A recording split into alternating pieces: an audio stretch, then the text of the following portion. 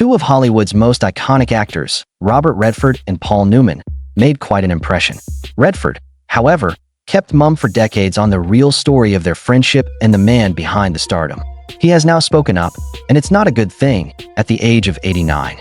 Find out what Robert Redford has to say about Paul Newman and the untold story that fans have been waiting for as we bring you this exclusive interview. Going from sundown to nowhere. Robert Redford came into this world in Santa Monica, California, as Charles Robert Redford Jr. on August 18, 1936. His entrance occurred smack dab in the midst of the Great Depression, when Americans were fighting for survival. Even Redford's own family was humble. After a stint as a milkman, Charles Robert Redford Sr. settled into a career in chemistry and eventually became a lab technician. He was a realist, a reliable worker, and an advocate of perseverance. Martha Hart, his mother, had an entirely different impact on her son.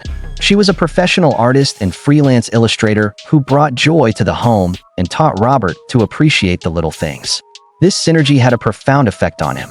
He learned discipline and stability from his dad.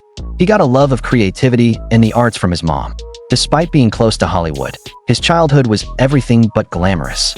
Even though Robert's family wasn't very well off, he could see signs of the film business in the area.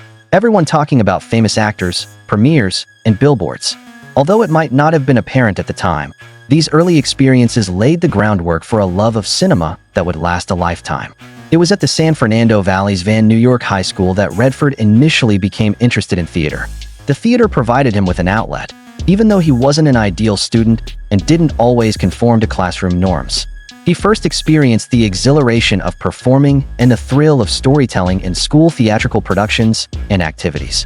The polished charisma he would eventually bring to the screen was still in its early stages, but this was the initial indication of his innate talent.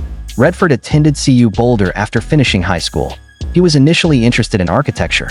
His analytical side shone through in his pursuit of knowledge about architecture and design. Being an architect required foresight, precision, and persistence, skills that would be useful to him in his career as a film director. However, he wasn't really committed. He freely admitted that he wasn't entirely devoted to his studies.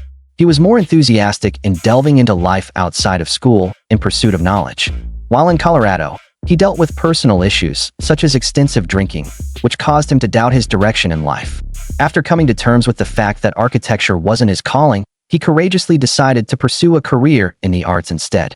At this juncture, he decided to go to Europe, where he could immerse himself in the culture while traveling and drawing.